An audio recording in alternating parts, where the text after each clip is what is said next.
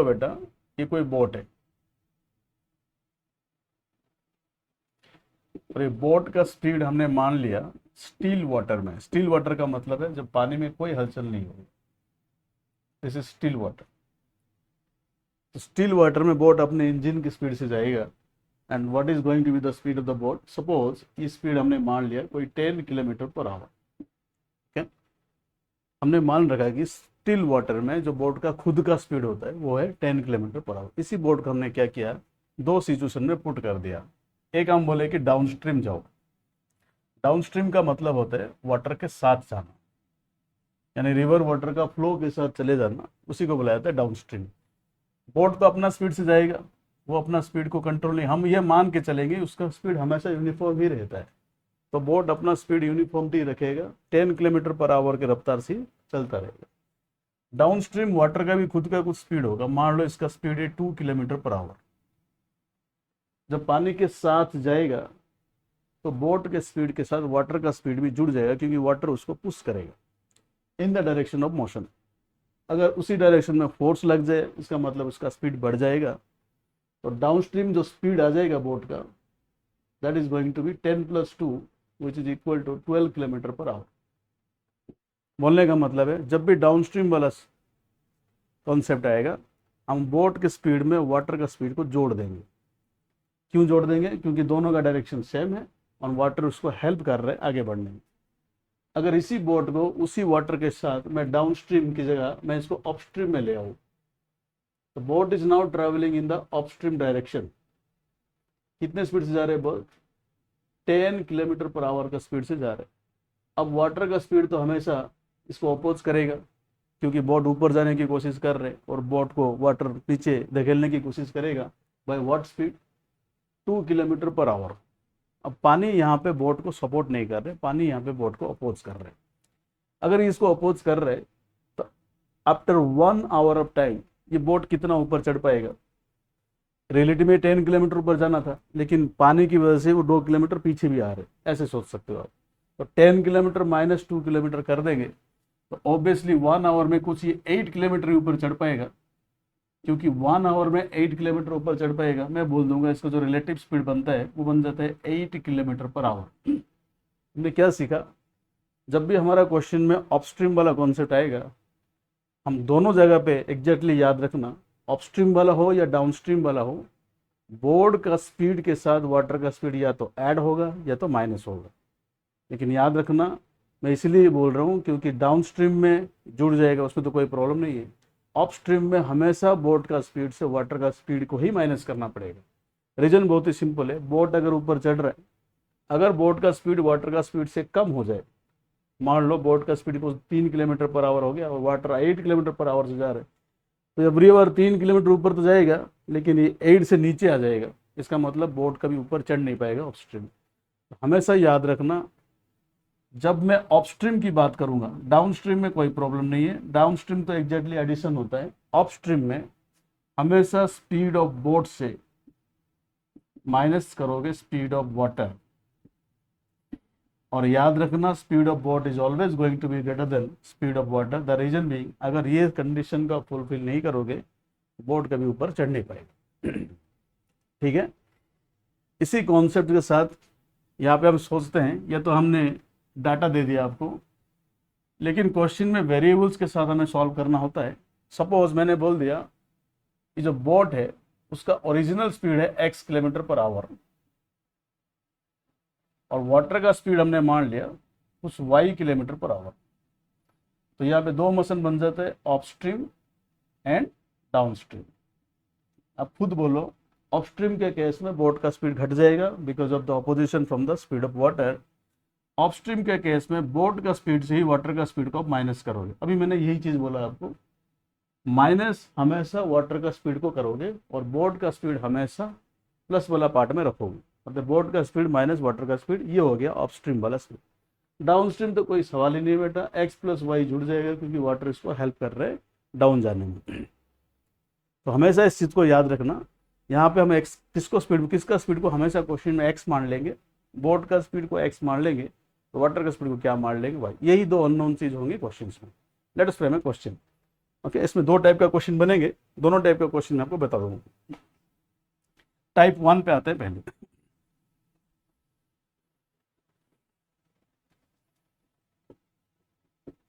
Type 1 is, मैं diagrammatically पहले question लिख देता हूँ, उसके बाद हम क्वेश्चन फ्रेम कर लेंगे उसको।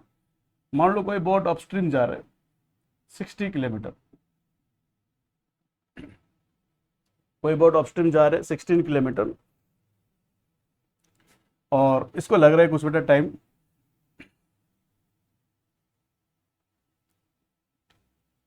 10 hour. Suppose the time taken by the boat is 10 hour. अब यही बोट डाउन स्ट्रीम आ रहा है 50 किलोमीटर, और इसको लगा टाइम कुछ 5 आवर। क्वेश्चन समझ में आया? तो क्वेश्चन वर्ड्स में कैसे होंगे? ए boat travels 60 kilometre upstream in 10 hour and 50 kilometer downstream in 5 hours. Find out the speed of the boat in still water and also the speed of water. जाहिर सी बात है, क्वेश्चन में हमेशा जो चीज़ पूछा जाता है उसी को ही एक्स वाई मान लेते हैं हम लोग, क्योंकि एक्स वाई सॉल्व होने से हमारा आंसर सॉल्व हो जाता है। ये सिचुएशन में हमने माना, late speed of the boat be x kilometer per hour and speed of water be y kilometer per hour. So during upstream, what will be the speed? Speed is going to be x minus y kilometer per hour. मानते ना बेटा? Upstream जाएंगे तो speed घट जाएगा और ये speed से ट्रैवल करेगा। कितना डिस्टेंस ट्रैवल कर रहे हैं?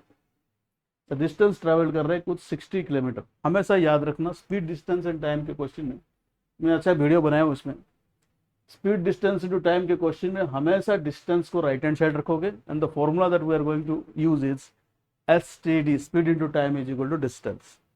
अगर मैं S फाइंड करने की कोशिश करूंगा तो डिस्टेंस से मुझे टाइम डिवाइड करना होता है, टाइम फाइंड करने की कोशिश करना तो डिस्टेंस से मुझे स्पीड को डिवाइड करना होता है। तो इसका मतलब ये है, दोनों केस में हम लोग यूनिफॉर्मिटी रखते हैं फॉर्मूला में। इतना याद रखना, न्यूमरेटर में हमेशा डिस्टेंस रख दो, डिनोमिनेटर में टाइम यूज करोगे तो आपको स्पीड मिलेगा, स्पीड यूज करोगे तो टाइम मिलेगा, इंटरचेंजेबल है। तो ये फॉर्मूला में यूनिफॉर्मिटी आ गया, याद रखना बहुत आसान होगा। डिस्टेंस को हमेशा ऊपर रखोगे, टाइम से डिवाइड करोगे तो स्पीड मिलेगा, स्पीड से डिवाइड करोगे तो टाइम मिलेगा। तो फिर दिमाग लगाने का जरूरत नहीं पड़ेगा क्वेश्चन में, डाटा देख के बता देना। डिस्टेंस कितना है? 60 किलोमीटर। स्पीड कितना गया है? x minus y kilometre per hour. तो मैं यहाँ पे जो टाइम है वो कैलकुलेट कर सकता हूँ। Let this time, it is already given as t1, let this time be t2। तो can I calculate the time here? बिल्कुल कैलकुलेट कर सकते हैं। क्या फॉर्मूला है sir? Formula is distance by speed. Distance कितना गिवन है क्वेश्चन में? ये है 60 kilometre, and what is the speed given here? x minus y kilometre per hour. Sir कैसे पता चला? बोट का स्पीड है x kilometre per hour, water का स्पीड है y kilometre per hour, relative speed बन गया x minus y kilometre per hour. तो बोलो बेटा, यहाँ पे मैं डिवाइड कर लूंगा x minus y, and the value is given as 10 here. तो let us frame a equation here, 60 by x minus y is equal to 10। आपका कोशिश हमेशा इसको न्यूमरेटर पर रखना होता है, अगर हो सकता है तो। यहाँ पे बिल्कुल हो सकता है, तो मैं 10 को नीचे ले आऊँ। 60 by 10 is equal to x minus y, 60 by 10 से बन गया 6, so x minus y is going to be equal to 6. Let this be linear equation 1. Okay, let this be linear equation 1. इस डाटा के साथ हम linear equation 2 बनाएंगे। Down stream कितना given है बेटा? 50 किलोमीटर पर आवर से जा रहे। तो यहाँ पे टाइम 2 कैलकुलेट करूंगा, अगेन वही फॉर्मूला यूज करूंगा, distance by speed. Remember, down the river क्या बोट का स्पीड बढ़ जाएगा? बिल्कुल बढ़ जाएगा। x से जा रहा है, लेकिन y से वाटर उसको आगे पुश करेगा, तो speed is going to be x plus y kilometre per hour. तो डिस्टेंस इज 50, स्पीड से मैंने डिवाइड किया x plus y, and this value is given as 5 hour. x plus y में कैलकुलेट कर लूँ तो 50 बाई 5 से ये कितना बन जाएगा? 10 बन जाएगा। Let us solve them together. x plus y का वैल्यू मेरे पास आ गया 10, और x माइनस वाई का वैल्यू मेरे पास आ गया 6। अगर मैं दोनों को साइमल्टेनियसली सॉल्व करूं तो 2x का वैल्यू 16 आएगा, x का वैल्यू आएगा 8 kilometre per our, Putting the value of x in either of the equations, we get y is equal to 2 kilometre per our. Suppose कोई बोट जा रहा है 24 किलोमीटर अपस्ट्रीम और ये जा रहे हैं बेटा 40 किलोमीटर डाउनस्ट्रीम. 40 की जगह आप उसको 30 कर दो, 30 किलोमीटर डाउनस्ट्रीम. और यहाँ पे मान लो जो टाइम लग रहा है 7. रिमेंबर दिस, ये जो टाइम गिवन है ये टोटल टाइम, ये जर्नी का टोटल टाइम. मान लो मंडे आपने जर्नी ट्रैवल किया एक बोट को लेके. मंडे आप 24 किलोमीटर ट्रैवल कर रहे हो अपस्ट्रीम और 30 किलोमीटर ट्रैवल करो downstream and the total time taken on Monday is 7 hour. इसी जर्नी को रिपीट करते हैं ऑन ट्यूसडे. लेकिन ट्यूसडे मैंने थोड़ा सा डिस्टेंस को बदल दिया. मैं बोल रहा हूँ अपस्ट्रीम आप जान रहे हो, सपोज 36 किलोमीटर आप गए अपस्ट्रीम और आप जा रहे हो बेटा 50 किलोमीटर डाउनस्ट्रीम. 50 की जगह आप कर दो 60 किलोमीटर. 60 किलोमीटर डाउनस्ट्रीम कर दिया. ओके, और ये आ रहे 12 आवर्स. क्वेश्चन सुन लो फिर से. On Monday, you are traveling 24 kilometer upstream and 30 kilometer downstream, and the total time taken is 7 hours. On Tuesday, you are traveling 36 kilometer upstream and 60 kilometer downstream, and the total time taken is 12 hours. Remember, हमने जो भी formula पढ़ रखा है speed into time equal to distance वाला formula, that is only applicable for uniform speed. और ऐसे question में ये जो स्पीड जो टाइम इंटरवल गिवन है पूरा जर्नी का तो गिवन है, लेकिन पूरे जर्नी में स्पीड यूनिफॉर्म नहीं है. तो जर्नी में यूनिफॉर्म कहाँ से कहाँ तक होगा, या तो अपस्ट्रीम वाला पार्ट में यूनिफॉर्म रहेगा या तो डाउनस्ट्रीम वाला पार्ट में, क्योंकि दोनों जगह पे तो स्पीड मिसमैच कर जाएगा. इसलिए हम क्या करेंगे, इन टोटल जर्नी को इंडिविजुअल पार्ट्स में तोड़ देंगे और इंडिविजुअल टाइम निकाल के टोटल टाइम के साथ हम इसको कोरिलेट करेंगे. बोलने का मतलब है सपोज यहाँ पे जो टाइम है वो T1 लगा और यहाँ पे जो टाइम है वो T2 लगा. अगेन यहाँ पे जो टाइम है मान लो T3 लगा और यहाँ पे जो टाइम है मान लो T4 लगा. हमें ऐसे मानना पड़ेगा क्योंकि total time is given in the question. This total time is nothing but T1 plus T2 only. यहाँ पे जो टोटल टाइम गिवन है in the question, the total time is nothing but T3 plus T4. इसी तरह अगर मैं T1, T2, T3, T4 calculate कर लूँगा तो 7 आवर्स को T1 प्लस T2 में रख देंगे और 12 आवर्स को T3 प्लस T4 रख देंगे. This is the second variety of boat stream question. तो हम टेक्निक तो वही यूज़ करेंगे. बेटा डिस्टेंस गिवन है, हम जानते हैं अपस्ट्रीम इसका स्पीड जो होगा वो घट जाएगा और घट के कितना बन जाएगा x minus y kilometre per hour. और डाउनस्ट्रीम इसका जो स्पीड होगा वो हमेशा कितना होगा x plus y kilometre per hour. ये हम जानते हैं. यहाँ पे भी सिमिलर सिचुएशन है. अपस्ट्रीम इसका स्पीड हो जाएगा x minus y kilometre per hour और डाउनस्ट्रीम इसका स्पीड हो जाएगा x plus y kilometre per hour. तो what is the question given in, तो what is the question given here. मैं लिख दूँ क्वेश्चन, आपको समझ में आ गया. मैं बोल रहा हूँ अपस्ट्रीम जा रहे मंडे, डाउनस्ट्रीम जा रहे ऑन मंडे. अपस्ट्रीम 24 जा रहे हैं, डाउनस्ट्रीम 30 किलोमीटर जा रहे हैं and the speed taken time taken is 7 hour. Upstream जा रहे हैं 36 किलोमीटर, डाउनस्ट्रीम जा रहे हैं 60 kilometre and the speed taken time taken is 12 hours. What is the speed of the boat in still water and what is the speed of the water? That is the question. मैं नहीं लिख रहा हूँ question को. अब बता बेटा यहाँ पे क्या मैं T1 को कैलकुलेट कर सकता हूँ? बिल्कुल कैलकुलेट कर सकते हैं. डिस्टेंस से मुझे किसको डिवाइड करना होगा? स्पीड को. क्योंकि अगर हम टाइम कैलकुलेट करेंगे डिस्टेंस हमेशा ऊपर रहेगा और स्पीड नीचे रहेगा. तो this is the value of T1. Let us calculate T2 from this data. ये जैसे T2 कैलकुलेट करेंगे. T2 कैलकुलेट करने का तरीका क्या है, सर डिस्टेंस को ऊपर रखेंगे, स्पीड को नीचे डिवाइड कर लेंगे तो मुझे टाइम मिल जाएगा. तो T1 T2 जैसे ही मिला इन दोनों को जोड़ दूंगा क्योंकि टोटल टाइम कितना है जर्नी में गिवन है 7 आवर्स गिवन है.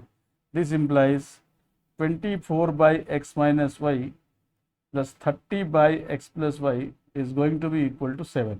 Late this be equation number 1. But remember this is not a linear equation. Linear equation में वेरिएबल ऊपर रहते हैं, एक्स का पावर हमेशा +1 में रहेगा. यहाँ पे आ जाओ बेटा. यहाँ पे T3 को कैलकुलेट करने के लिए हमने इक्वेशंस को ये सोचा डिस्टेंस को हम स्पीड से डिवाइड कर लेंगे तो हमें क्या मिल जाएगा, तो हमें T3 मिल जाएगा. और डिस्टेंस को हम यहाँ पे स्पीड से डिवाइड कर लेंगे यानी कि x प्लस वाई से डिवाइड कर लेंगे हमें तो T4 मिल जाएगा. तो what is T3 plus T4? T3 plus T4 is given as 12. तो मैं सोचा 36 by x minus y which is T3 and 60 by x plus y that is T4. इन दोनों को मैं जोड़ दूंगा तो मुझे क्या मिलेगा, मुझे 12 मिलेगा. तो क्या हमारा दो इक्वेशन बन गया? दो इक्वेशन ऑलरेडी बन चुके हैं. इन दोनों इक्वेशन को हम लोग सॉल्व करेंगे to find out the answer. Okay.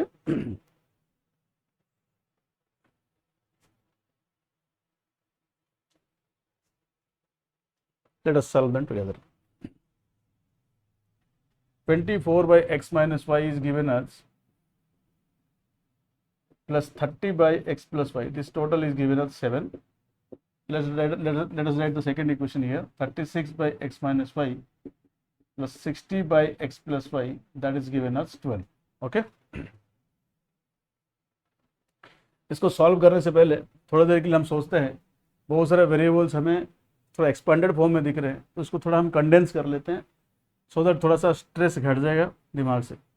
मैंने इसको लिख दिया 24, एक्स माइनस वाई को हम रिप्लेस कर देते हैं ए से, एक्स प्लस वाई को हमने रिप्लेस कर दिया बी से। क्या बोला बेटा?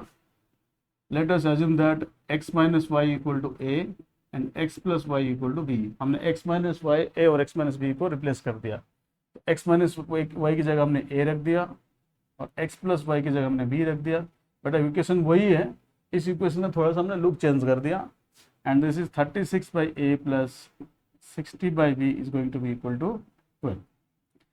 अब दो इक्वेशन मेरे पास आ चुके हैं, दोनों इक्वेशन को मैं पैरेलली कंपेयर कर रहा हूँ। यहाँ पे 30 गिवन है, यहाँ पे 60 है, तो कोएफिशिएंट डबल है, तो इस इक्वेशन को मैं 2 से मल्टीप्लाई कर दूंगा to make it look like this. Okay, तो इस इक्वेशन को मैं थ्रू आउट 2 से मल्टीप्लाई कर दिया। मल्टीप्लाई करने से ये बन गया 48 by a, 48 by a plus 60 by b, और ये 2 से मल्टीप्लाई करने से ये बन जाएगा 14। और ये जो इक्वेशन है मैं इसको एज इट इज़ कॉपी कर दिया, 60 बाई बी इक्वल टू 12। इस इक्वेशन को मैंने एज इट इज़ कॉपी कर दिया यहाँ पे। अब मैं माइनस कर दूँ, माइनस करने से ही पूरा 60 बाई बी कैंसिल हो जाएंगे, तो यहाँ पे बच जाएगा 48 by a minus 36 by a, value is going to be 2। तो 12 बाई ए का वैल्यू यहाँ पे 2 मिलेगा, तो a comes out to be 6। जैसे मुझे ए का वैल्यू मिला, I will put it in either of the two equations to get the values of b. तो ए का वैल्यू 6, अगर मैं कंपैरेटिवली चेक करूँ तो ये वाला इक्वेशन मेरे लिए ज़्यादा आसान दिख रहा है, छोटा इक्वेशन है। इस इक्वेशन में मैंने ए का वैल्यू पुट कर देना है 6। जैसे मैंने ए का वैल्यू 6 पुट कर दिया, 30 by b is given us 7, this total is given us 7, तो ये वैल्यू आ रहा है बेटा 4 उस तरफ माइनस कर देंगे, this comes out to be 3, तो यहाँ से बी का वैल्यू आ रहा है 10। नो बिग डील, ए और बी दोनों पता चल गए, बट ए और बी हम अपने घर से लाए थे क्योंकि ये क्वेश्चन में गिवन नहीं था। ए और बी को वापस हम एक्स और वाई में कन्वर्ट कर देंगे और एक्स और वाई को सॉल्व कर देंगे। जैसे कि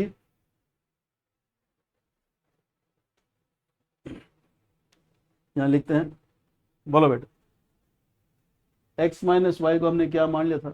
ए मान लिया था, और ए का वैल्यू कितना आया? 6। एक्स प्लस वाई को हमने क्या मान लिया था? बी मान लिया था, और इसका वैल्यू कितना आया? 10। ओके, और x माइनस वाई और x प्लस वाई में दो इक्वेशन बन गए। लेट बी इक्वेशन नंबर ये कोई इक्वेशन नंबर है, इन दोनों इक्वेशन को पैरेलली सॉल्व करेंगे तो 2x का वैल्यू आएगा 16, तो यहाँ पे x का वैल्यू आ रहा है 8, और x का वैल्यू कोई भी इक्वेशन में मैं अगर पुट कर दूँ, y comes out to be 2 kilometre per our.